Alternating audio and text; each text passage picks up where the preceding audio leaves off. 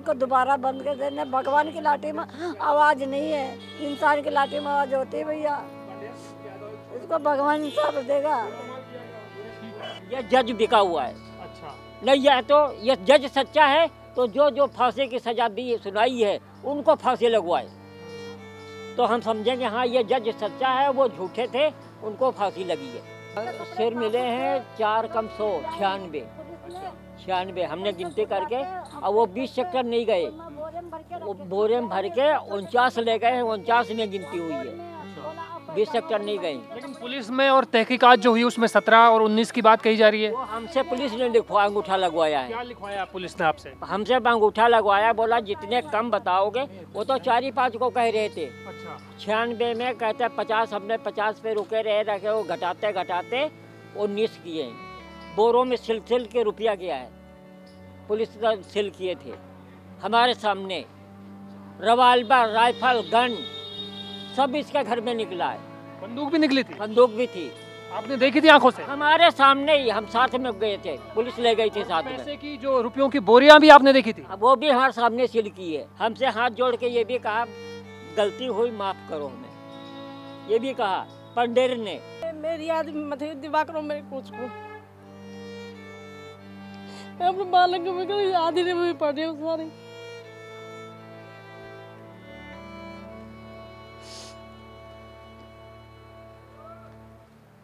अच्छा, सब्जी का याद आता, कहाँ याद ना तो वही तो मेरे एक सहारा हो, बड़ा वाला। नहीं होगा, यहाँ होगा तो मारेंगे। हाँ, हमारे बगैर छोड़े नहीं है उसे भैया। वो जब भी हाथ आ जाता वो जब भी मार देते उसे। यहाँ नहीं आ सकता वो।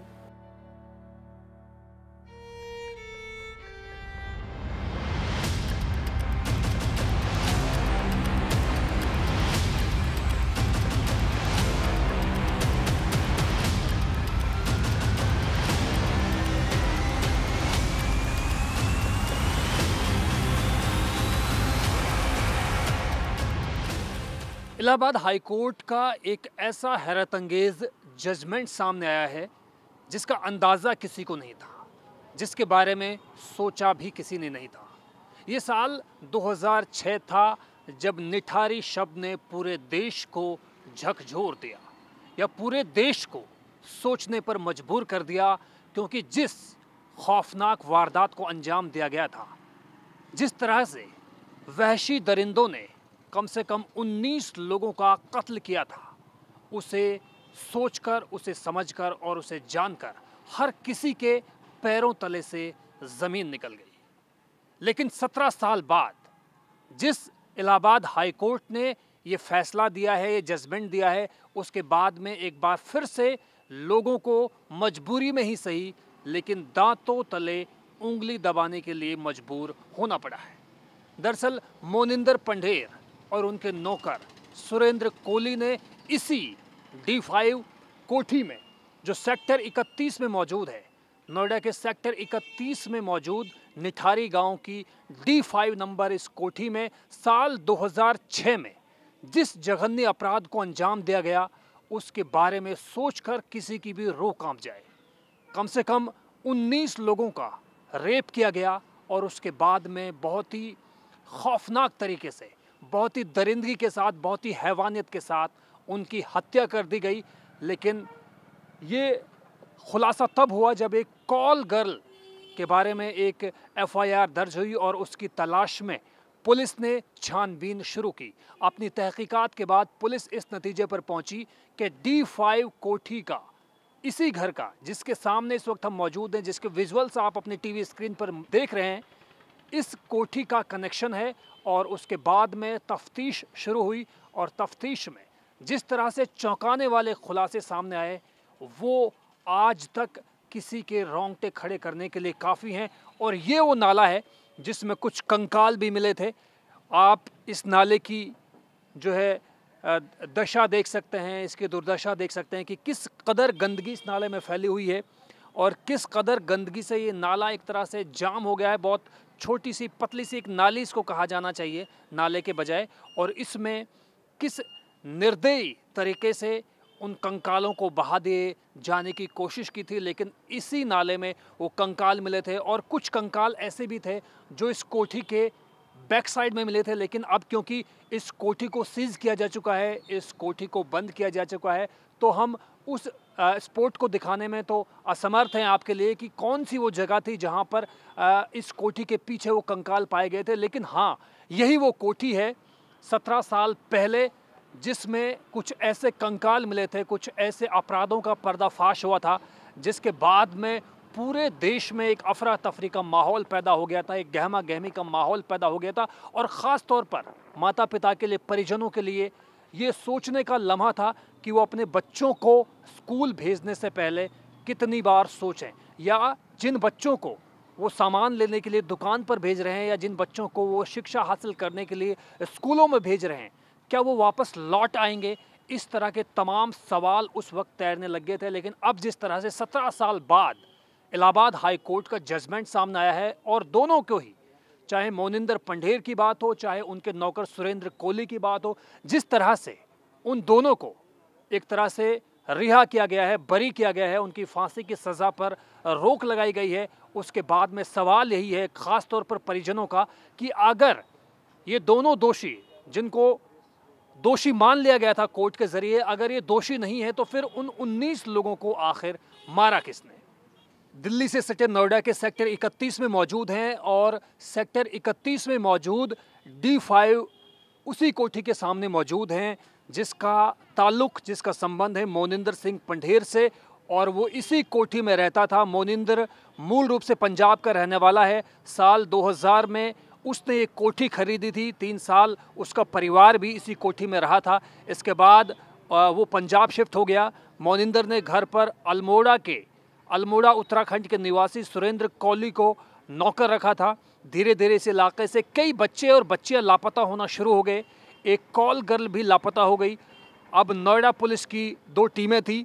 एक टीम बच्चों के लापता होने पर अलग अलग गैंग पर पंजाब, हरियाणा, राजस्थान समेत अन्य प्रदेशों में काम कर रही थी, तो वहीं दूसरी तरफ एक टीम कॉल गर्ल की तलाश में लगी हुई थी। फिर इस केस में पुलिस की टीम पहली बार इसी कोठी पर, जिसके विजुअल्स आप अपनी टीवी स्क्रीन पर देख रहे हैं, D5 कोठी तक पहुंची। तो 29 दिसंबर साल 2006 से ये पूरा वाकया शुरू हुआ। कोठी के पीछे, इसी कोठी के पीछे और इसी नाले में बच्चों और महिलाओं के कंकाल मिले थे।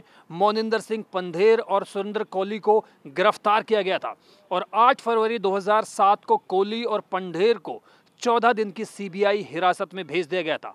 मई 2007 में CBI ने पंढेर को अपनी चार्जशीट में अपहरण, दुष्कर्म और हत्या के मामले में आरोप मुक्त किया था। 2 महीने बाद कोर्ट की फटकार के बाद CBI ने उसे फिर से सह अभियुक्त बना दिया। 13 फरवरी 2009 को विशेष अदालत ने पंढेर और कोहली को 15 वर्षीय किशोरी के अपहरण, दुष्कर्म और हत्या का दोषी करार देते हुए मौत की सज़ा का ऐलान किया। ये पहला फैसला था इस केस को लेकर, और उसके बाद में 3 सितंबर 2014 कोहली के खिलाफ कोर्ट ने मौत का वारंट भी जारी किया। 4 सितंबर 2014 को कोहली को डासना जेल से मेरठ जेल फांसी के लिए ट्रांसफ़र किया गया। 12 सितंबर 2014 से पहले सुरेंद्र कोहली को फांसी दी जानी थी। वकीलों के समूह डेथ पेनल्टी लिटिगेशन ग्रुप्स ने कोहली को मृत्युदंड दिए जाने पर पुनर्विचार याचिका दायर की। सुप्रीम कोर्ट ने मामले को इलाहाबाद हाई कोर्ट भेज दिया। 12 सितंबर 2014 को सुप्रीम कोर्ट ने सुरेंद्र कोहली की फांसी की सज़ा पर अक्टूबर 29 तक के लिए रोक लगा दी। 28 अक्टूबर 2014 सुरेंद्र कोहली की फांसी पर सुप्रीम कोर्ट ने पुनर्विचार याचिका को खारिज किया, और 2014 में राष्ट्रपति ने भी इस दया याचिका को रद्द कर दिया। 28 जनवरी 2015 को इस हत्या के मामले में कोहली की फांसी की सज़ा को इलाहाबाद हाई कोर्ट ने उम्र कैद में तब्दील किया। निठारी कांड के अन्य मामलों का खुलासा होने पर इस मामले को भी CBI ने 11 जनवरी 2007 को अपने हाथ में ले लिया था। CBI ने 26 जुलाई 2007 को अदालत में चार्जशीट पेश की थी। इस मामले में CBI कोर्ट में 305 दिन कार्रवाई हुई, सुनवाई हुई। इस दौरान कुल मिलाकर 38 गवाह भी पेश किए गए। तो यही वो कोठी है D5 जो नोएडा के सेक्टर 31 में मौजूद है, और यही वो नाला है जिसके ठीक सामने इस वक्त हम मौजूद हैं। इसी नाले में कुछ बच्चों के कंकाल पाए गए थे, और इस कोठी के पीछे भी कुछ कंकाल पाए गए थे। आप इस नाले की, या कहा जाना चाहिए कि नाले की दुर्दशा देख सकते हैं, इसकी असलियत देख सकते हैं कि कितना कितना निर्दयी होगा वो शख्स जिसने बच्चों के, मासूम बच्चों के कंकाल इस छोटी सी संकरी सी नाली में फेंक दिए। लेकिन खुलासा हुआ तब जब पुलिस ने तहकीकात शुरू की, तफ्तीश शुरू की, और उसके बाद में जब कंकाल सामने आ गए तो मोनिंदर पंढेर और उनके नौकर यानी सुरेंद्र कोहली के ख़िलाफ़ जो है एक तरह से केस दर्ज हुआ, मुकदमा शुरू हुआ और मुकदमे के बाद में फांसी की सज़ा का ऐलान हुआ। लेकिन अब जिस तरह से 17 साल बाद यानी 2006 से आज 2023 में जब हम इस पूरे सिनेरियो को देखते हैं, पूरे इस कहेंगे कि स्पेक्ट्रम को देखते हैं, तो पाते हैं कि 17 साल बाद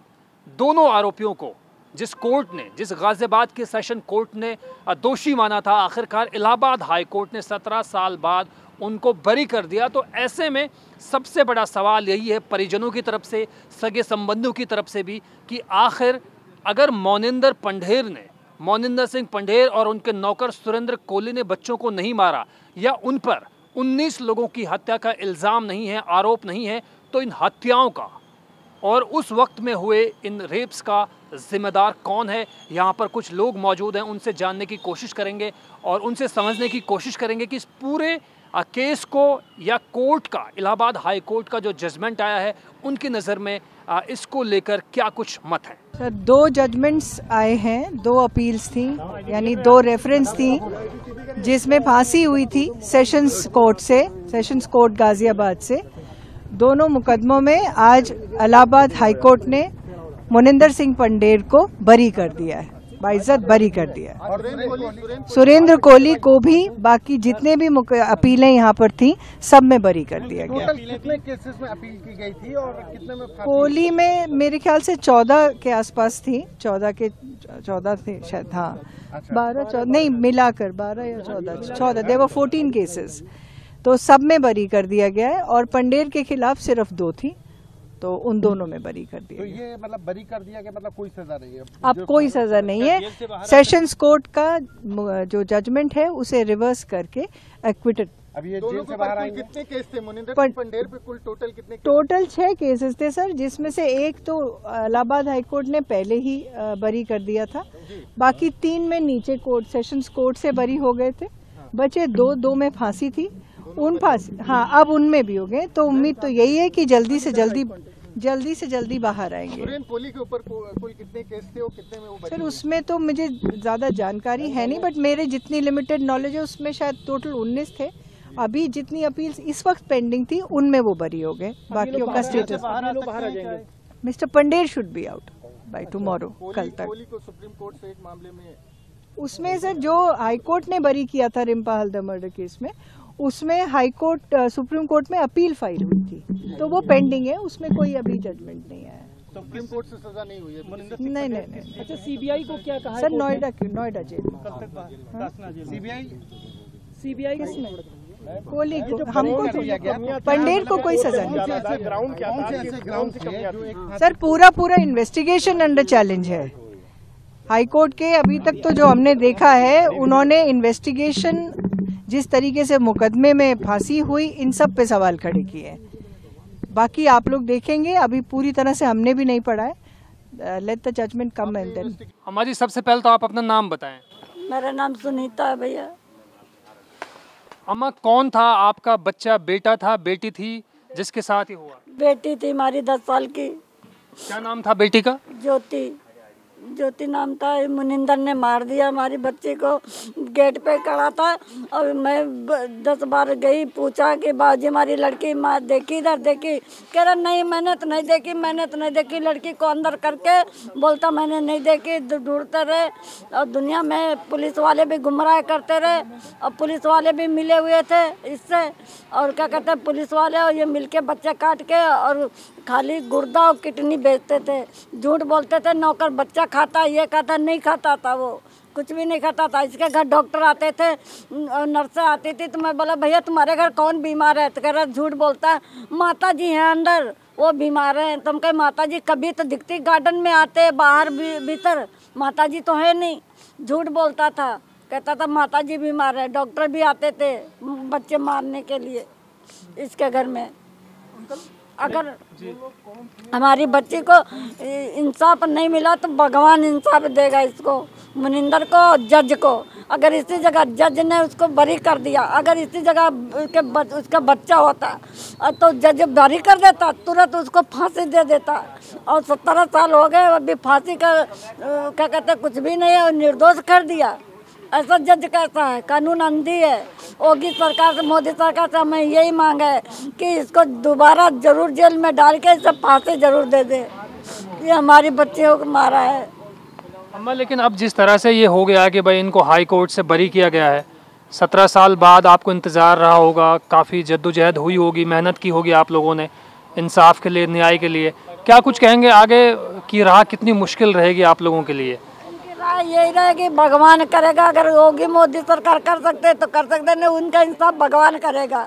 भगवान जज के भी ऐसे लाठी मारेगा और ऐसे मुनिंदर, भगवान की लाठी में आवाज़ नहीं होती है, इनको भगवान सजा देगा। अब हम क्या करें, हम तो परहेज करते हैं, बस एक रोटी परहेज करते हैं, पर पेट पालते हैं भैया।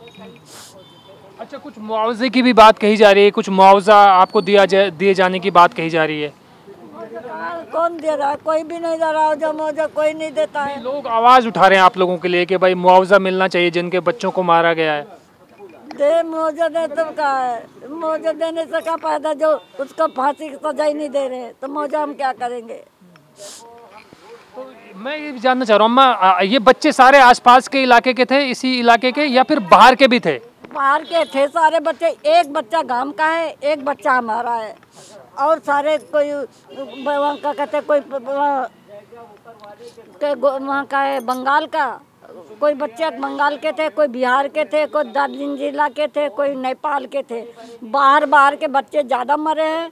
यहाँ गांव का एक बच्चा है, एक बच्चा हमारा है। आपकी बेटी कौन सी क्लास में पढ़ती थी उस वक्त? 5वीं क्लास में। कौन से स्कूल में? RK पब्लिक स्कूल में। अच्छा, लेकिन अब ये कहा जा रहा है, जैसे मैं कल उनके वकील की बात सुन रहा था, मनीषा भंडारी की, वो कह रहे हैं कि हो सकता है 2 दिन बाद जो है मोनिंदर पंडेर रिहा हो जाएं, हो सकता है वो दोबारा इसी घर में रहने के लिए आ जाएं, तो फिर क्या कुछ कहेंगे आप?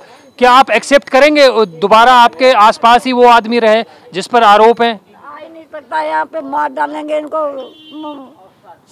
या तो मर जाएंगे, मार डालेंगे। हमारी बेटी मारी ना, यहाँ पे रहने नहीं आ सकते। और बच्चे दोबारा फिर मारेगा और फिर कानून छोड़ देगा। अगर इतने बच्चे मार दिए उसने तो उसको जो सजा नहीं मिली, तो अब तो आम आदमी काटेगा वो। यहाँ पे आके आम आदमी चलते हुए पकड़ के काट देगा, कहेगा मेरे को तो कुछ भी नहीं होगा। एक गुर्दा बेचेगा, एक गुर्दा 2 गुर्दे पता है कितने करोड़ के होते हैं, सैकड़ों आदमी मार देगा। 17 ही नहीं है, बहुत बच्चे मारे, मगर गिनती में 17 लोग थे तो 17 जाए के मतलब इतने बच्चे मारे न। बहुत 5 बोरे कपड़े और क्या कहते 1 बोरा सर उसमें तो निकाले इसके घर से हमने। ये कंकाल आप लोगों ने खुद ने देखे थे? आपने देखे थे? निकाले हमने, बोरे में खुद भरे इसके घर से, खुद भरे जाके। झूठ बोलता। ठीक है अम्मा, कुछ और अगर आप कुछ कहना चाहें तो? क्या कहेंगे, बस इसको बस फांसी की सजा मोदी सरकार, होगी सरकार दे दे, बस इसको दोबारा बंद कर देने। भगवान की लाठी में आवाज़ नहीं है, इंसान की लाठी में आवाज़ होती है भैया। इसको भगवान इंसाफ देगा। हमारा नाम है झब्बू लाल। अच्छा झब्बू लाल जी, ये जो हाई कोर्ट का जो जजमेंट आया, फैसला आया है, मोनिंदर पंडेर को और उनके जो नौकर हैं सुरेंद्र कोहली, दोनों को बरी कर दिया गया। हाई कोर्ट हो जाएंगे वो? अब ये बताइए, पहले हाई कोर्ट ने क्यों इसको फांसी की सजा सुनाई थी? पहले तो सेशन कोर्ट ने सुनाई थी, गाजियाबाद सेशन कोर्ट ने। नहीं जाते, इलाहाबाद में भी 4 केसों में फांसी की सजा सुनाई। बाद में वो 4 केसों में फांसी कर दिया था। हाँ जी। तो ये बताओ, जो पहले निर्दोष था तो क्यों उसको आदेश किया? वो जजों को क्यों नहीं फांसी सजा हो रही है? जो जजों ने फांसी का आदेश दिया उनको फांसी क्यों नहीं जज लगवा रहा है? भाई क्यों निर्दोष को क्यों जेल में रखा 17 साल? जब वो निर्दोष था तो 17 साल जेल में क्यों रखा? अच्छा झब्बूलाल जी, एक बात बताइए, आपको कैसे पता लगा पहली बार कि भाई मेरी बेटी जो है उसकी हत्या हो चुकी है? ये सबसे पहले कैसे पता लगा? हमें शक किसी ने बताया। हाँ। यहाँ पुलिस आई थी और कपड़े और चप्पल ले गई है। अच्छा। तो उस पे हम जो है केस वहाँ 10 बजे तक रास्ता देखते रहे, पुलिस की नहीं आई। तब हम अपने आप ढूंढ खखोई किए तो 3 सिर निकालने के बाद पुलिस आई है। 3 सिर किसने निकाले थे, आपने? हमारे बेटे ने, हम। अच्छा। और हमारे यहाँ प्रधान जी थे मिश्रा जी, उनके सामने ही उनको बुला के ले गए थे कि हम बगैर पढ़े लिखे हैं। मैं कहा कहीं चोरी का इल्ज़ाम लगा दे, कहीं कैसा है कैसा, इसलिए प्रधान हमारे सेक्टर का है, उसको ले गए थे। केस हमने खोला है लेकिन पुलिस आपको ने। ये पता कैसे लगा कि भाई शिनाख्त कैसे करी आपने कि मेरे बच्ची के ही कंकाल है? नहीं, कंकाल से हमें कोई पहचान नहीं लगी है। कैसे पता लगा? उसको कपड़े और चप्पल एक ही उसमें लिपटे हुए मिले और कान के कुंडल आपकी बेटी के? हाँ, छोटे छोटे बारीक बारीक कुंडल थे, बिल्कुल छोटे वाले, वो उसी में, और जो है चाकू भी उसी के साथ, और चप्पल सब एक ही में लपेट के और बंधा हुआ मिला। इसमें जो भी है मर्डर करने वाला, अंग व्यापार करने वाला पंडेर है और कोई नहीं है। हाँ, कोली नहीं है। कोली है, उसको पता है, लेकिन वो करता नहीं था। वो तो नौकर है, पता जरूर है उसको, दोषी है, लेकिन मैन इसके डॉक्टर आते थे और बहुत बड़े बड़े लोग इसके साथ हैं, बड़े बड़े लोग हैं इसके। कौन बड़े बड़े लोग हैं? अब नेता लोग हैं, नाम तो देखो, जब काफी लोग आते थे, पार्टियां चलती थी इसके घर, पार्टियां चलती। परिवार कहाँ रहता था, इसकी पत्नी बच्चे वगैरह? कोई नहीं यहाँ रहता था, बट लड़का का डेरा रहता था और यही, और नौकर रहता था, पंडेर और कोली, बस, और कोई नहीं रहता था। पुलिस वाले भी आते थे? पुलिस वाले आते थे, हाँ, पुलिस वाले भी आते थे। सिर मिले हैं 4 कम 100, 96 हमने गिनती करके, और वो 20 सेक्टर नहीं गए, वो बोरे में भर के 49 ले गए हैं, 49 में गिनती हुई है, 20 सेक्टर नहीं गए। लेकिन पुलिस में और तहकीकात जो हुई उसमें 17 और 19 की बात कही जा रही है। वो हमसे पुलिस ने लिखवा, अंगूठा लगवाया है। क्या लिखवाया पुलिस ने आपसे? हमसे अंगूठा लगवाया, बोला जितने कम बताओगे, वो तो 4-5 को कह रहे थे। अच्छा। 96 में कहते 50, हमने 50 पे रुके रखे, वो घटाते घटाते 19 किए। पुलिस क्यों कर रही थी ऐसा? कहती थी जल्दी फांसी लगेगी। अच्छा। और हम उनके कहने में आ गए, लेकिन रिहा कर दिए गए। अब वो पुलिस ने बोला जितना ज़्यादा केस चलेगा उतना टाइम लग जाएगा। बात बताइए जब्बूलाल जी, कोई और भी आदमी आपके पास आया जब से जजमेंट आया कल से? आपके पास कोई वकील आया है, कोई सोशल एक्टिविस्ट आया है, कोई सरकार का नुमाइंदा भेजा गया आपके लिए? कोई नहीं आया। किसी से कोई बातचीत हुई मीडिया के अलावा आपकी? मीडिया बहुत आई है, पेपर वाले आए हैं, और कोई नहीं आए। और बहुत दिन पहले कोई संस्था एक आई थी कोर्ट में हमारे वकील के पास, खालिद खान वकील है हमारे, खालिद खान है, बहुत अच्छा आदमी है। हाँ, तो जो है उसके पास। खान जी कहाँ रहते हैं? गाजियाबाद कोर्ट में घर उनका भी हमने नहीं देखा है। तो जो है वो उनसे कोई संस्था आई थी, मिली, वो कहा कुछ पैसे हम देना चाहते हैं, संस्था हमारी, तो 1 करोड़ रुपए के लिए कहा था। तो मिला आपको कुछ? हमने कहा पैसा, फिर 50, हमने कहा 50 लाख दो, 50,000 दो, 50 रुपये दो, लेकिन मीडिया और पेपर के सामने दो ताकि तुम्हारा नाम हो, है। तो हम कहने लगा ठीक है, फिर जो है हम बात करेंगे। मैं ये जानना चाह रहा हूँ जब्बूलाल जी, कोई गलतफहमी तो नहीं हो गई है कि भाई कोर्ट ने इतनी तहकीकात की है, सारी तफ्तीश की है, सब कुछ हुआ है, रिसर्च हुआ है, उसके बाद में रिहा कर दिया? ऐसा तो नहीं है कोई और ही काम इस कांड को कर गया हो और इल्ज़ाम इसके सर आ गया हो? क्योंकि जिस तरह से हाई कोर्ट का और इलाहाबाद हाई कोर्ट का जजमेंट तो मायने रखता है। ये बताइए, पहले जो जजमेंट गलत, ये जजमेंट गलत आया है। जो पहले जो इसको फांसी की सज़ा सुनाई है वो जज गलत थे या ये जज गलत है, ये बताइए। अगर ये जज सच्चा है तो उनको भी फांसी दी जाए, वो जजों को फांसी दी जाए। वो गलत किसी को क्यों जेल में 17 साल से रखा है? जब कोई प्रूफ नहीं था, 17 साल माने रखता है, जेल में क्यों रखा? तो ट्रायल चलाया, केस चलाया, वो तो होता है। नहीं नहीं, ऐसा कुछ नहीं चला। वो बगैर कोई प्रूफ के जेल में रख सकता है? ऐसा नहीं होता है। और फिर इतना बड़ा आदमी, इतना। क्या लगता है आपको क्यों ऐसा हुआ? सरकार का दबाव था या ये जज बिक गया है? कौन बिक गया है? ये जज बिका हुआ है। अच्छा। नहीं, यह तो ये जज सच्चा है तो जो फांसी की सजा दी सुनाई है उनको फांसी लगवाए, तो हम समझेंगे हाँ ये जज सच्चा है, वो झूठे थे, उनको फांसी लगी है। ठीक है जी। भाई ये जज झूठा या वो जज झूठा? भाई ये बगैर प्रूफ के, आप कह रहे प्रूफ नहीं, ये नहीं कहते प्रूफ खत्म हो गया, पैसा मिला, प्रूफ खत्म हो गया। ये कम से कम अरबों रुपया देने वाला आदमी है। अच्छा। अरबों खरबों पति है, जिस टाइम यहाँ से पकड़ा गया था, जिस टाइम यहाँ घर में एक पुलिस घुसी थी और सबसे बोरों के हिसाब से तो रुपया बेड से, अलमारी से और उसके नीचे से निकले थे। बोरों में सिल के रुपया गया है, पुलिस ने सिल किए थे हमारे सामने। रिवाल्वर, राइफल, गन सब इसके घर में निकला है। बंदूक भी निकली थी? बंदूक भी थी। आपने देखी थी आंखों से? हमारे सामने ही, हम साथ में गए थे, पुलिस ले गई थी साथ में। पैसे की जो रुपयों की बोरियां भी आपने देखी थी? वो भी हमारे सामने सील की है। अच्छा, जैसे बताया मैंने और आपने भी कि उनके कपड़े वगैरह आपके पास आते थे, तो हाँ। व्यवहार कैसा लगता है? व्यवहार बहुत अच्छा लगा। नहीं, कतई शक नहीं हुआ। यह बात हम नहीं कहेंगे। कोई शक होती तो हम पहले ही नहीं छोड़ते।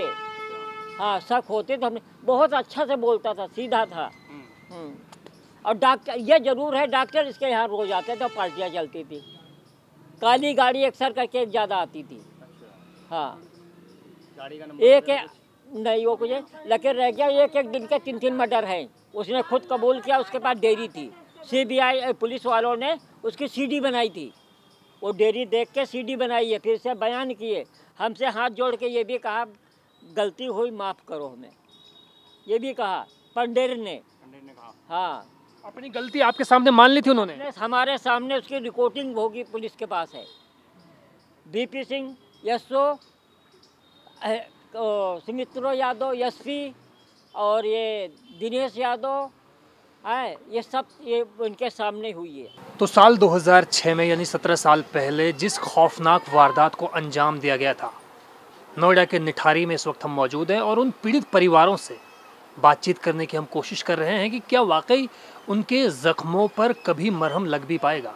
क्योंकि जिस तरह से इलाहाबाद हाई कोर्ट ने मोनिंदर सिंह पंढेर को और उनके नौकर यानी सुरेंद्र कोहली को एक तरह से रिहा किया है, बरी किया है, उसके बाद में तरह तरह के सवाल या निशान खड़े हो रहे हैं। और सबसे बड़ा सवाल यही कि अगर हत्या उन्होंने नहीं की तो फिर उन तमाम हत्याओं का कसूरवार कौन है। एक ऐसी पीड़ित, बल्कि कहना चाहिए कि एक ऐसी ही माँ हमारे साथ मौजूद है जिनके बेटे को आज से 17 साल पहले मौत के घाट उतार दिया गया, उनके अंगों को उनके शरीर से निकाल दिया गया।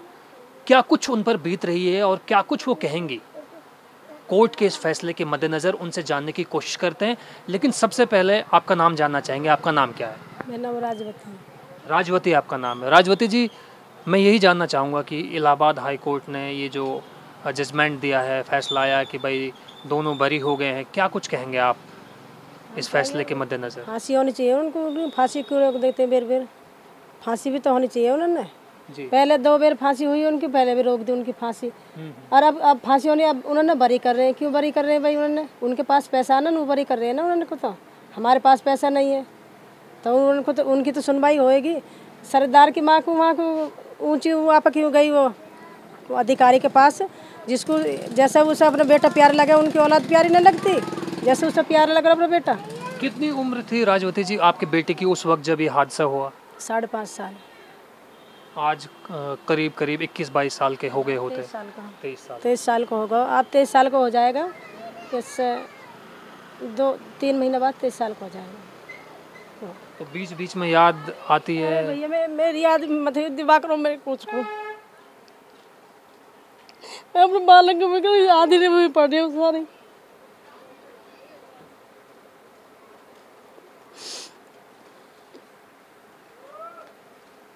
अच्छा, सब्जी का याद आता, कहाँ याद ना तो वही तो मेरे एक सहारा हो बड़ा वाला।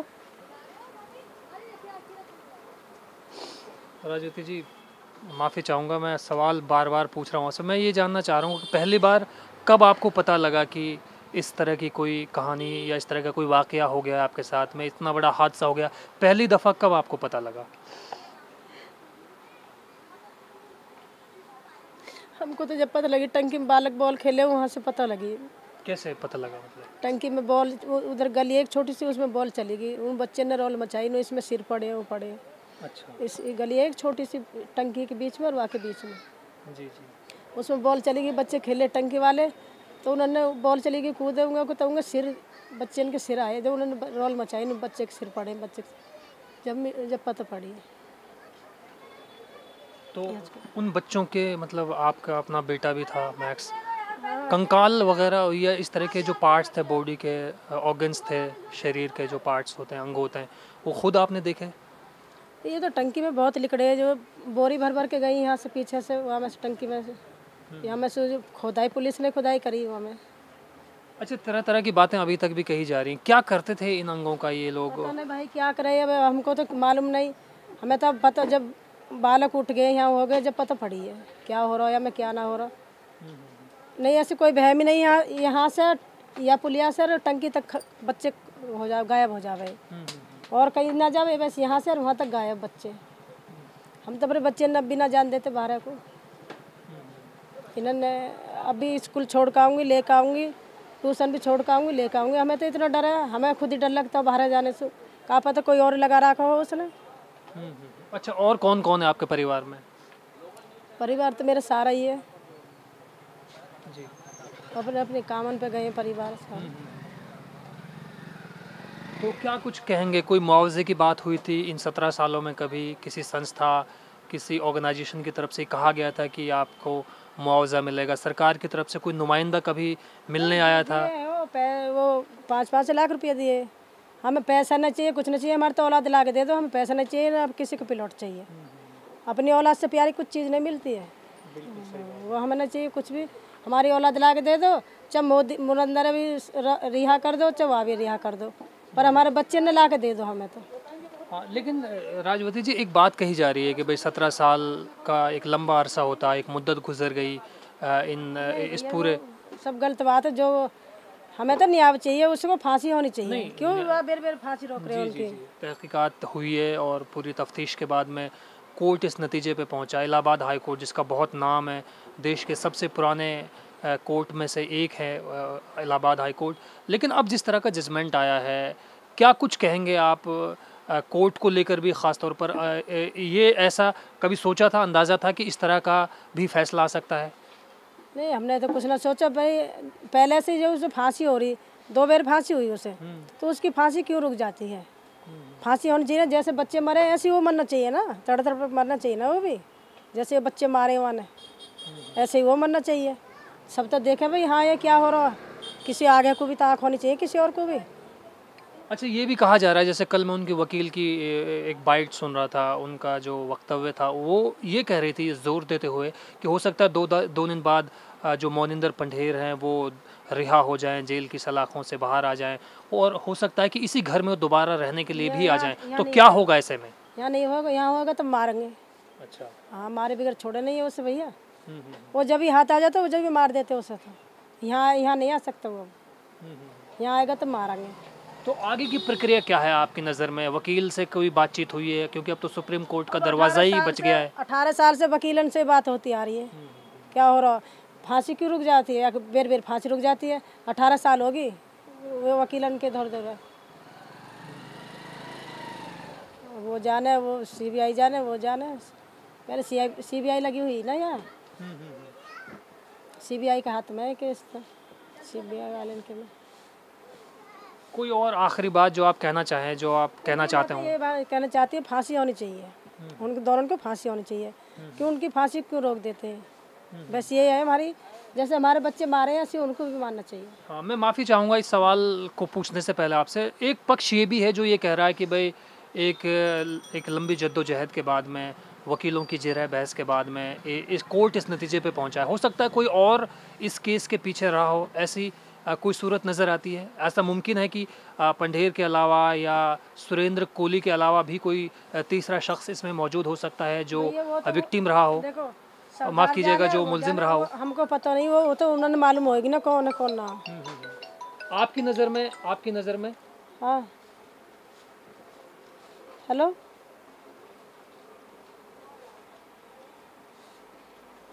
हमारी नज़र में और कोई ना, हमारे में तो यही दोषी हैं अपनी नज़र में। यही दोषी है। नहीं, ये देखे हमने तो यही पकड़े गए दोनों, इन्होंने खुद कबूल करे अपने नौकर ने सब। बहुत बहुत शुक्रिया आपका राजवती जी। तो ये राजवती जी थी जिनके बेटे मैक्स को आज से करीब 17 साल पहले जो है बहुत ही निर्मम तरीके से मौत के घाट उतार दिया गया। भले ही इलाहाबाद हाई कोर्ट का जजमेंट आ चुका हो, लेकिन अभी भी इस बात को कहना गलत नहीं होगा कि जो माता पिता हैं, जो परिजन हैं, उन्होंने इंसाफ की आस नहीं छोड़ी है। न्याय की गुहार वो लगातार लगाते रहेंगे, ये बात वो कह रहे हैं। और इन बिटवीन ये भी कि भाई वकीलों से उनकी बातचीत होती रही है, पुलिस आला कमान से उनकी बातचीत होती रही है, लेकिन शायद जैसे कि मैंने सवाल पूछा भी कि सुप्रीम कोर्ट का दरवाज़ा ही बच जाता है ज़ाहिर है हाई कोर्ट के बाद में, तो ऐसे में ये इंसाफ की डगर उनके लिए आसान तो कतई नहीं होगी। हम यूँ कहना चाह रहे हैं, आपने उनको छोड़ दिया, ये तो बहुत गलत काम किया, क्यों छोड़ा उसको? अब देखो हम नहीं थे, जो बच्चे ये क्या कहते हैं ले जाके उसने इसे मारे हैं। जो नाला ना, एक जी नाला है, एक और पीछे नाला, इसमें पीछे इतने इतने पन्नी में हड्डी बार ये सब निकले हैं। तो ये कहाँ से, इसी और पीछे नाला है उसमें थे भी, हम नहीं थे। और पीछे देखो वहाँ में गुर्दा उर्दा सब बेचता था, ये सब करता था, खाता था, लड़की औरत ने की बेइज्जती करता था, इनके बलात्कार भी करता था, पता नहीं क्या करता। इसको बेकार छोड़ दिया, क्यों छोड़ा? आपने कंकाल उस वक्त देखे थे? 17 साल पहले, 2006 की बात है ये नहीं, हम नहीं थे भाई, हम नहीं थे यहाँ, हम देखे थे, खुदा था हमारे आंगन नाले, देखे थे, हम नहीं थे। और जब मर गए सब निकल गए तो अपनी मोमबत्ती लगाई उनके नाम की, सब इनके शांति के वजह से हम नहीं थे, हम कहीं गए नहीं। हमारे आगे सब खुदा है, हमारे आगे इसकी पकड़ा है। एक लड़की थी पायल नाम की, वो आई थी इसके अंदर और रिक्शा में फ़ोन छोड़ गई थी, उसके बाप ने भेजा, उसके पायल के जरिए तो पकड़ा था ये, तब इसके पास तो पता है। अब तो सही बोल रही, मैं गलत बोल रही, अब तो बेकार छोड़ दिया। सबूत किसका सबूत मांग रहे हैं? जज किसका सबूत मांग रहे हैं, आप ही बताओ। जब किस बात का, जब आदमी जब जज सबूत मांग रहे हैं, जब हड्डी निकली, जब लेडीज के कपड़ा चुन्नी निकले इसके अंदर, तो वो जाता है, इससे ज़्यादा का सबूत है? हाँ बच्चे उन्हीं के, हाँ है बच्चे उन्हीं के थे, रिक्शा चला रहा था बेचारा, उसने एक कपड़ा देख लिया, उसकी लेडीज का कपड़ा था, बोली कि ये मेरी बीवी का है कपड़ा। तो बताओ, जो रिक्शा वाले के, जो और आने के बहुतन के बीवी बच्चा के बहुतन के मारे, ये मेरा बच्चा है, ये मेरी बीवी है, ये मेरी बेटी है, सबकी सब में पहचाना था, सब कपड़े पहचाने थे इसमें, कपड़े पहचाने थे इसमें, कपड़े थे बेड में, और कमरे के मारे खून भी सारा, एक कमरा है उसमें। जी, सबसे पहले तो आप अपना नाम बताएं। मेरा नाम राहुल है। अच्छा राहुल भाई, ये D5 कोठी के सामने हम लोग खड़े हुए हैं और अब जिस तरह से इलाहाबाद हाई कोर्ट का जजमेंट आया है, मोनिंदर सिंह पंढेर को और उनके जो नौकर हैं सुरेंद्र कोहली, उनको बरी कर दिया गया है, तो क्या कहेंगे इस फैसले को लेकर आप? मैं तो इस फैसले के लिए ना खुश हूँ, क्योंकि ये जो है ना, एक मानवता का बहिष्कार हुआ है, इसमें पूरी दुनिया का खराब हुआ है पूरा मामला।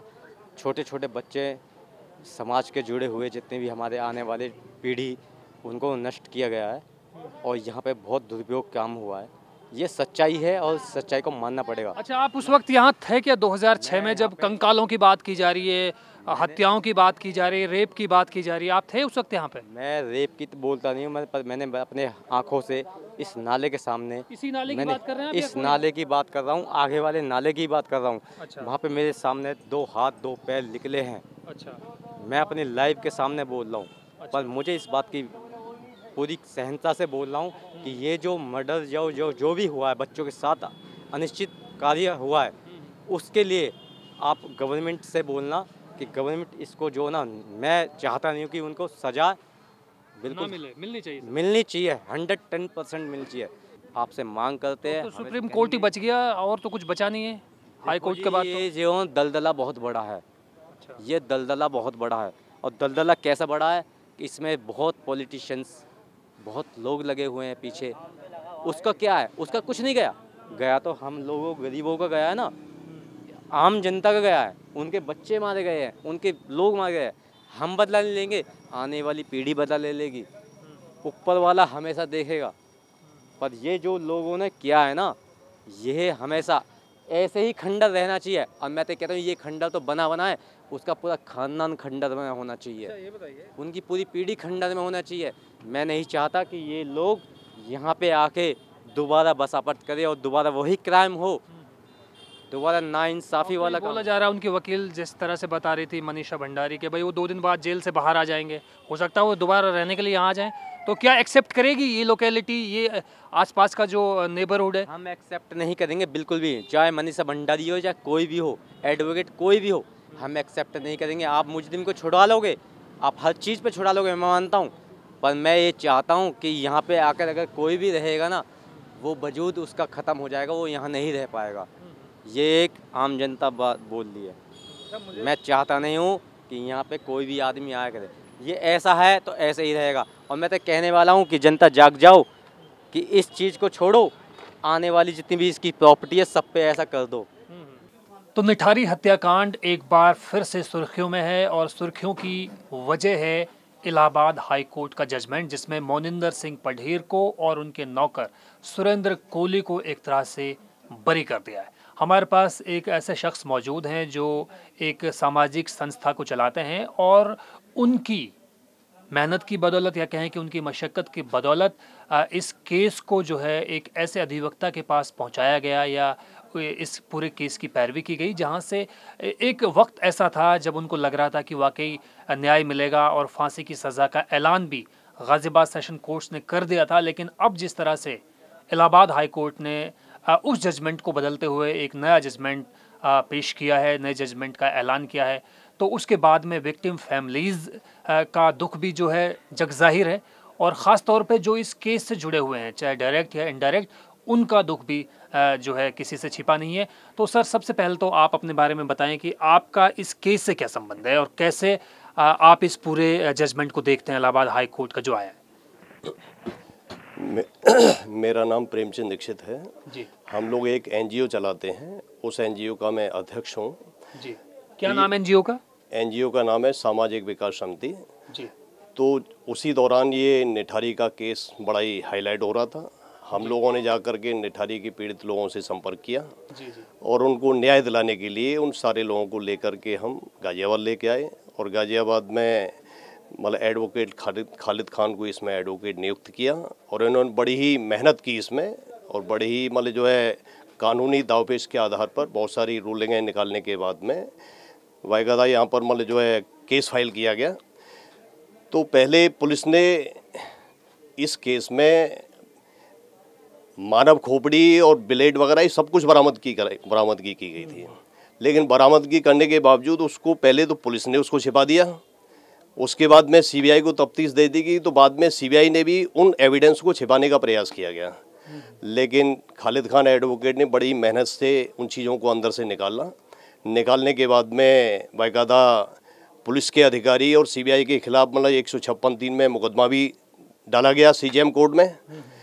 उसके बाद में माननीय रमा जैन सीबीआई जज बड़ी आयरन लेडीज़ थी, उन्होंने इन एविडेंसों के आधार पर ही दिनेश यादव आईओ और बीपी सिंह एसएचओ सेक्टर 20 को अभियुक्त मानते हुए इनके खिलाफ एनबीडब्ल्यू जारी किया गया था। ये क्रम लगातार चलता रहा, तो उसमें एविडेंस छिपाने के मामले में जब एविडेंस मतलब कोर्ट में साबित किए गए तो उस आधार पे माननीय अवर न्यायालय ने करीब 5 मुकदमों में मोनिंदर सिंह पढ़ेर और सुरेंद्र कोहली को अभियुक्त माना था। उसके बाद में एक मामले में सुप्रीम कोर्ट में भी गए थे जो अभी पेंडिंग है, और बाकी मामले थे वो हाई कोर्ट में पेंडिंग थे, जिसमें कल माननीय उच्च न्यायालय ने मतलब साक्ष्य के अभाव में उनको बरी किया है। जी। तो कैसे देखते हैं सर आप इस पूरे केस को कि भाई आपने काफ़ी मेहनत करी, वकील साहब के बारे में भी आपने बताया, कुल मिलाकर एक कलेक्टिव एफर्ट्स इसमें देखे गए, तो अब कैसे देखते हैं और आगे का रुख क्या रहेगा? मुझे शुरुआत में तो हम लोगों को ऐसा लगा था कि इसमें पहले तो निठारी कांड खुल ही नहीं रहा था, लेकिन शुरुआत में ऐसा लगा था कि इन एविडेंसों के आधार पर जो अभियुक्त हैं, जिनको आरोपी बनाया गया है, उनको सज़ा मिलेगी। लेकिन उसमें कुछ समय बाद ही उसमें पुलिस ने खेल करना शुरू कर दिया और बाद में इसकी तफ्तीश सीबीआई को ट्रांसफ़र हुई। तो सीबीआई का नाम जितना बड़ा है उतना मतलब जो है उन लोगों ने इस टाइप का काम नहीं किया। जो काम मतलब यूपी पुलिस ने किया था उसका 50% भी सीबीआई ने काम नहीं किया, और बाद में पढ़ेर को हर संभव बचाने का प्रयास किया गया, जबकि पुलिस ने जो काम कर दिया था उस आधार पर अगर सीबीआई लेके चलती तो 101% इसमें फांसी की सज़ा होती। तो उसी एविडेंस के आधार पर लोअर कोर्ट से 5 मुकदमों में सज़ा भी हुई है, लेकिन बाद में जो कुछ पीड़ित थे वो बेचारे गरीब होने के नाते उनको मैनेज कर लिया गया। मैनेज करने के बाद में उन्होंने कोर्ट के समक्ष अपनी गवाही नहीं दी। उसी का लाभ उठाते हुए मोनिंदर सिंह पढ़ेर और मतलब जो है सुरेंद्र कोहली को हाई कोर्ट ने क्लीन चिट दी है, जो कि अच्छी बात नहीं है। नीचे वाले जो पीड़ित लोग थे इन्होंने तो इन्वेस्टिगेशन ऑफिसर दिनेश यादव पर भी एलिगेशन लगाए थे और कोर्ट ने अभियुक्त मानते हुए उसको एंटी करप्शन एक्ट में अभियुक्त मानते हुए एनबीडब्ल्यू जारी किया है और उन्हीं एविडेंसों को छिपाने की वजह से ये लोग छूटे हैं। जो पायल का जो बाप था नंदलाल, उसी ने तो एफआईआर दर्ज कराई, बाद में वो अपने बयानों से मुकर गया, उसमें 3.5 साल की सजा भी हुई है। इसी वजह से ये केस मतलब मेरे हिसाब से छूटा है, क्योंकि जब जो पीड़ित है वही अपने बयान से मुकर जाएगा तो संभव है कि वो तो मुकदमा छूटना ही था, मुझे ऐसा लगता है।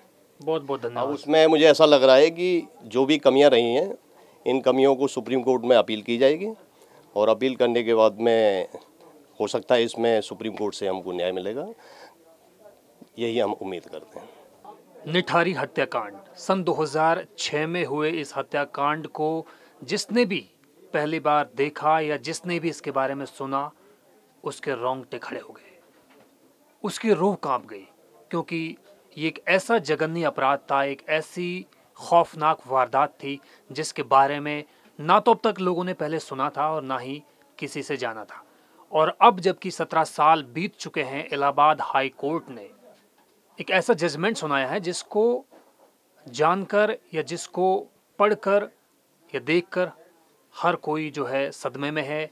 और जिस तरह से हमने अभी विक्टिम फैमिलीज से बात की, उनको अंदाज़ा भी नहीं था, उन्होंने यकीनन कभी ऐसा सोचा भी नहीं होगा कि जिनको सेशन कोर्ट ने आरोपी मान लिया है, जिन पर दोष सिद्ध हो चुके हैं और जिन आरोपी ने खुद भी कन्फेस कर लिया था, उनको एक मुद्दत बाद 17 साल बाद जो है इलाहाबाद हाई कोर्ट के बाद जजमेंट के बाद दोष मुक्त किया जाएगा। ऐसे में इस पूरे केस की पैरवी करने वाले, एडवोकेसी करने वाले खालिद खान एडवोकेट साहब हमारे साथ मौजूद हैं। उनसे जानने की कोशिश करेंगे कि इस पूरे केस का सीक्वेंस क्या है और इस जजमेंट को, इलाहाबाद हाई कोर्ट का जो जजमेंट आया है, उसको आप कैसे देखते हैं। वकील साहब, सबसे पहले तो बहुत बहुत शुक्रिया आपका कि आपने बेशकीमती वक्त दिया। शुरुआत इसी बात से करेंगे कि कैसे आप देखते हैं इस जजमेंट को। देखिए, सबसे पहले जो माननीय न्यायालय ने, लोअर कोर्ट ने जिस आधार पर इन सभी लगभग 5 केसेस में 3 केसेस में पंडेर को और कोहली को दोनों को फांसी की सज़ा सुनाई थी और बाकी सारे केसेस में अकेले सुरेंद्र कोहली को फांसी की सज़ा सुनाई थी, वो सभी केसों में लगभग एक केस को छोड़कर बरी कर दिया गया है माननीय उच्च न्यायालय इलाहाबाद के द्वारा। तो इसमें जो एप्रिसिएशन ऑफ एविडेंसेस, जितने साक्ष्य माननीय न्यायालय के समक्ष पेश किए गए थे हमारे द्वारा, उसमें काफ़ी साक्ष्य ऐसे थे कि जिनके आधार पर ये केस पूरी तरीके से माननीय न्यायालय ने प्रूव किया था। लेकिन उसके बावजूद भी कुछ पॉइंट्स पे चूंकि ये सर्कमटेंशियल एविडेंस का केस रहा है, परिस्थिति जन्य साक्ष्य का केस रहा है और इसमें डायरेक्ट कोई भी एविडेंस नहीं था, डायरेक्ट कोई ऐसा गवाह नहीं था जिसने कि मारते हुए देखा हो, तो इस कारण से ये परिस्थिति जन्य साक्ष्य का केस था। और माननीय लोअर कोर्ट ने पूरी ही चेन ऑफ सर्कमस्टांसेस को कंप्लीट करने के बाद ही सज़ा सुनाई थी। लेकिन उसके बावजूद भी माननीय उच्च न्यायालय इलाहाबाद ने शायद इस पूरी चेन को कहीं ना कहीं ब्रेक पाया है, परिस्थिति जन्य साक्ष्यों के आधार पर उसने सज़ा को पर्याप्त नहीं माना है और साइंटिफिक एविडेंसेस को उन्होंने अप्रिशिएट नहीं किया है उस हद तक जिस हद तक माननीय न्यायालय ने किया था। तो इस कारण से काफ़ी निराशाजनक ये जो है जजमेंट है हमारे लिए और प्लस विक्टिम्स के लिए। लेकिन अभी पूरी तरीके से स्क्रूटनी इसकी जजमेंट की जा रही है, उसके बेसिस पे विक्टिम्स की तरफ से डेफिनेटली इसके अंदर में हम लोग कोशिश करेंगे कि इसमें अपील फाइल करें। वकील साहब, ये भी मैं जानना चाहूँगा और विक्टिम फैमिलीज़ का भी आपने जिक्र किया, मैंने भी उनसे बातचीत की है जो विक्टिम फैमिलीज़ हैं। एक माँ थी, उनसे मैंने बातचीत की, बहुत निराश हैं और बहुत ज़्यादा उनका हाल जो है बेहाल है। और मैं आपसे भी जानना चाहूँगा एज एन एडवोकेट, आप आगे की इस केस की सूरत को कैसे देखते हैं? क्या कुछ बचता है? सुप्रीम कोर्ट के दरवाजे को खटखटाने से पहले भी कोई कुछ बचता है क्या, कोई लूप होल? देखिए, रिम्पा हलदर मर्डर केस के अंदर में जिस समय पंडेर को और इन दोनों को पंडेर को फांसी की सज़ा से मुक्त करते हुए और सुरेंद्र कोहली को आजीवन कारावास की सज़ा दी गई थी, उसके खिलाफ में हमने सुप्रीम कोर्ट में याचिका दायर की थी जो अब तक पेंडिंग चली आ रही है। तो उस एक केस में, रिम्पा हलदर मर्डर केस के अंदर में अभी भी वो पेंडिंग चली आ रही है। बाकी के जितने मामले हैं वो माननीय उच्च न्यायालय इलाहाबाद ने ख़त्म किए हैं, बरी किया है। तो कहीं ना कहीं तो सुप्रीम कोर्ट के सामने ऐसे कुछ साक्ष्य और ऐसे कुछ सबूत रहे हैं जो अब तक 2009 से लेके आज तक सुप्रीम कोर्ट ने उसमें क्लीन चिट नहीं दिए दोनों को। तो कहीं ना कहीं तो एविडेंसेस ऐसा नहीं है, कोई ना कोई तो ऐसा एप्रिसिएशन है माननीय सुप्रीम कोर्ट के सामने। और इसके अलावा जो माननीय अवर न्यायालय ने इसमें जो भी साक्ष्य के आधार पर ये सजाएं की हैं उसमें दम है, ऐसा नहीं है कि हाँ माननीय उच्च न्यायालय ने जिस प्रकार का उस पर मैं ज़्यादा आलोचना नहीं कर रहा, मैं लीगल पॉइंट ऑफ व्यू से बोलता हूँ कि उसको हम पूरी तरीके से उसी परिप्रेक्ष्य में रखेंगे जिस परिप्रेक्ष्य में माननीय अवर न्यायालय इसको लेके चला है। जो भी लीगल कमियां हैं, लैकुनाज हैं, उनको दूर करके इसको सुप्रीम कोर्ट के सामने रख के कोशिश करेंगे कि इसमें हमारा माननीय अवर न्यायालय का जो जजमेंट है वो बरकरार रहे। अच्छा वकील साहब, मैं ये भी समझना चाहूँगा आपसे, और जैसा कि मैंने पढ़ा है, रिसर्च की है थोड़ी बहुत, उसके मद्देनज़र ये कह सकता हूँ कि आपकी एडवोकेसी की बदौलत ही दोनों को फांसी की सज़ा का ऐलान हुआ इसी गाज़ियाबाद कोर्ट से, सेशन कोर्ट से। और मोनिंदर सिंह पंढीर भी उसमें शामिल थे, उसमें जो इनके नौकर थे सुरेंद्र कोहली वो भी शामिल थे। एक जद्दोजहद की आपने लंबी मशक्क़त के बाद में, और आपको कहीं ना कहीं इत्मीनान मिला होगा उस वक्त में जब फांसी की सज़ा का ऐलान हुआ था। लेकिन अब 17 साल बाद ना कोई फांसी ना कोई सज़ा, ये कैसा मतलब जजमेंट है, ये समझने की मैं कोशिश कर रहा हूँ। और इसको समझने की कोशिश वो तमाम विक्टिम फैमिलीज़ भी कर रही हैं, लेकिन वो भी लाचार दिखाई दे रहे हैं। देखिए इसके अंदर में इनिशियल जो इन्वेस्टिगेशन था वो नोएडा पुलिस के पास में था, और नोएडा पुलिस ने इसके अंदर में पंडेर का कन्फेशन भी रिकॉर्ड किया था, और रिकॉर्ड के साथ साथ वो एक आरी बरामद की थी उन्होंने, जो इन दोनों लोगों ने आगे आगे चल कर के मोनिंदर सिंह पंडेर के बाथरूम से बरामद करके दी थी। तो वो सेक्शन 24 एविडेंस एक्ट में पर्याप्त साक्ष्य था, और इसके अलावा उसका कोऑर्डिनेशन भी बाकी साक्ष्यों से हो रहा था पूरी तरीके से। और इसके अलावा सबसे बड़ी बात एक और है कि इस मामले में जो पायल बड़ी का पिता था नंदलाल, उसको सजा हुई है 3.5 साल की बयान बदलने के मामले में, और उसको तो सजा हो गई, लेकिन जो मेन मुल्जिम ये दोनों थे वो बरी हो गए। तो बड़ा अजीब सा ये मामला, ये नया मामला है जिसके अंदर जो पायल पीड़िता का पिता है उसको 3.5 साल की सजा केवल इस बात पे हुई उसने कोर्ट के सामने बयान बदले, वो आज तक अपील में है जेल जा करके। तो ऐसी स्थिति में जो इसको नेग्लेक्ट किया गया, बरामद सेक्शन 24 की रिकवरी को माननीय उच्च न्यायालय इलाहाबाद ने अप्रिशिएट नहीं किया। और इसके अलावा और इसके अंदर काफ़ी ऐसे क्रूशियल एविडेंसेस रहे हैं, चेन ऑफ सर्कमटेंशियल एविडेंस रही है, जिसको परिस्थितिजन्य साक्ष्यों को माननीय उच्च न्यायालय ने एप्रिसिएशन नहीं दिया है। तो हमें यही सब चीज़ बड़ा सरप्राइज और आश्चर्यजनक चीज़ है कि ये जो एविडेंसेस हैं किस बेस पे माननीय उच्च न्यायालय ने इनको दरकिनार किया है, वो सब देखने वाला विषय है। इस पे एक लंबी हमें एक्सरसाइज करनी पड़ेगी, इसमें स्क्रूटनाइज करना पड़ेगा पूरे जजमेंट को, और उसके बाद ही इसके अंदर में माननीय सुप्रीम कोर्ट के सामने अपना पक्ष हम रखेंगे। अच्छा वकील साहब, ये भी मैं आपसे समझना चाहूँगा और बल्कि जानना चाहूँगा कि पहली दफ़ा कब आप इन लोगों से रूबरू हुए, यानी जो विक्टिम फैमिलीज़ हैं, पहली बार कब आप इनसे मुखातिब हुए, कब इन्होंने कहा कि भाई खालिद खान साहब ही हमारे एडवोकेट रहेंगे? और उसके बाद में ये फहरिस्त लगातार बढ़ती रही जैसा कि पता लगा है। तो पहली बार आपसे कब इनका इनकाउंटर हुआ कि ठीक है भाई मैं आपकी एडवोकेसी करूँगा, और कब आपको लगा कि हाँ वाकई केस जेन्युइन है? देखिए कि एक एनजीओ के प्रबंधक हैं श्री प्रेमचंद दीक्षित जी, तो वो सामाजिक कार्यकर्ता भी हैं, और वो नोएडा में कुछ लोगों ने उनसे संपर्क किया था तो वो उनके थ्रू ही, एनजीओ के थ्रू मेरे पास में ये लोग आए थे सारे। प्रेमचंद दीक्षित जी ने मिलवाया था, और उसके बाद में सभी 16 लोग शुरू में मेरे पास में थे, ये वकालतनामे में साइन हुए थे। और जिस वक्त मैंने इस केस को संभाला शुरू किया तो सभी ने आरी बरामदगी का जिक्र भी अपने बयानों में किया, और पंडेर को भी मुल्जिम बराबर का माना। तो पहले केस में, दूसरे केस में, तीसरे, इस तरीके से 5 केसों में पंडेर को मुल्जिम कोर्ट ने बना दिया, जबकि सीबीआई ने उन 5 केसों में पंडेर को क्लीन चिट दी हुई थी।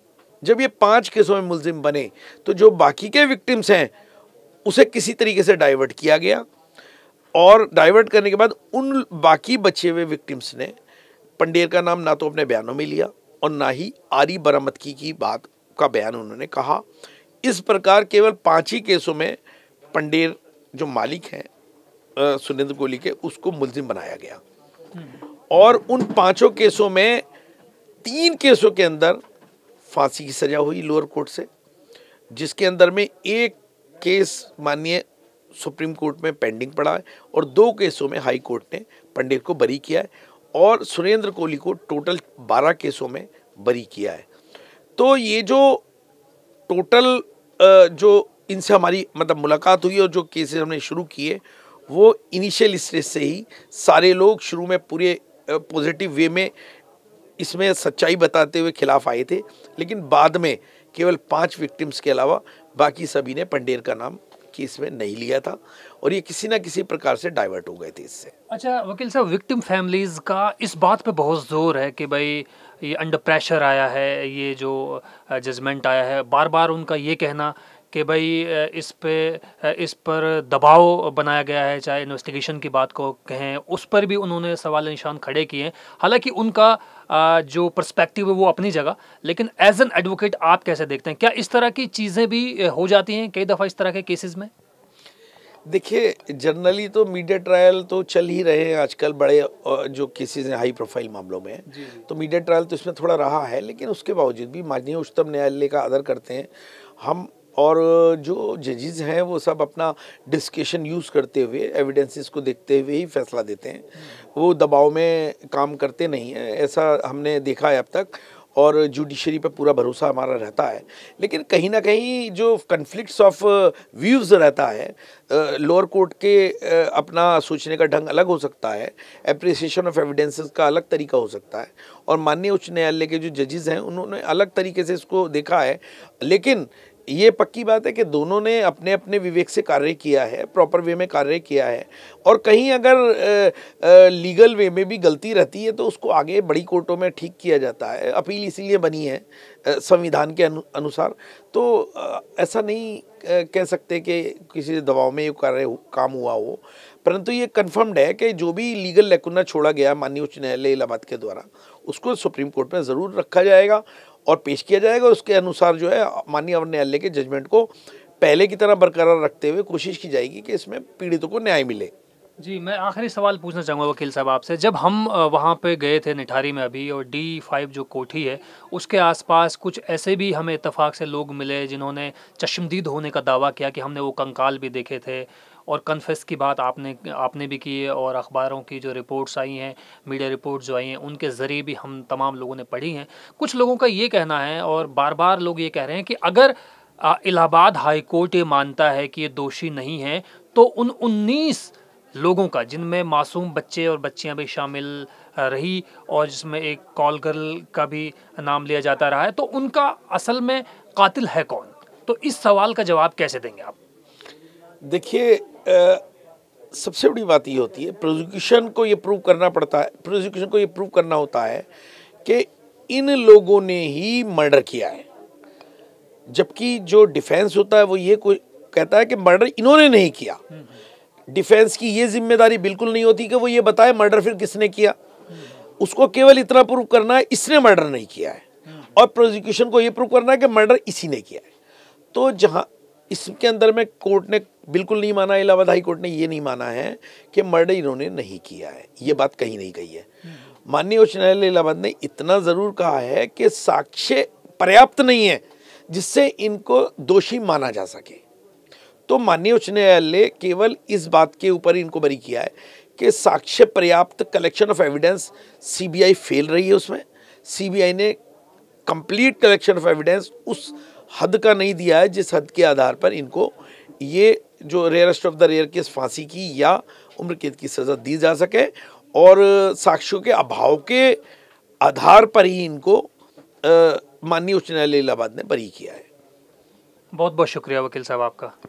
तो ये थे हमारे साथ एडवोकेट खालिद खान साहब, जो लगातार इस केस की पैरवी कर रहे हैं, और जिस तरह से उन्होंने बताया कि अभी जो है सुप्रीम कोर्ट का दरवाज़ा जो है वो खुला हुआ है उनके लिए, और उनकी कोशिश रहेगी कि विक्टिम फैमिलीज़ से बातचीत करके और जजमेंट को प्रॉपर मैनर में एक बार ऑब्ज़र्व करके किसी नतीजे पे पहुंचा जाए। लेकिन ये बात सही है, और आम लोगों का इस बात को कहना कि जब इन्होंने हत्या नहीं की तो हत्या किसने की, विक्टिम फैमिलीज़ का भी यही कहना है।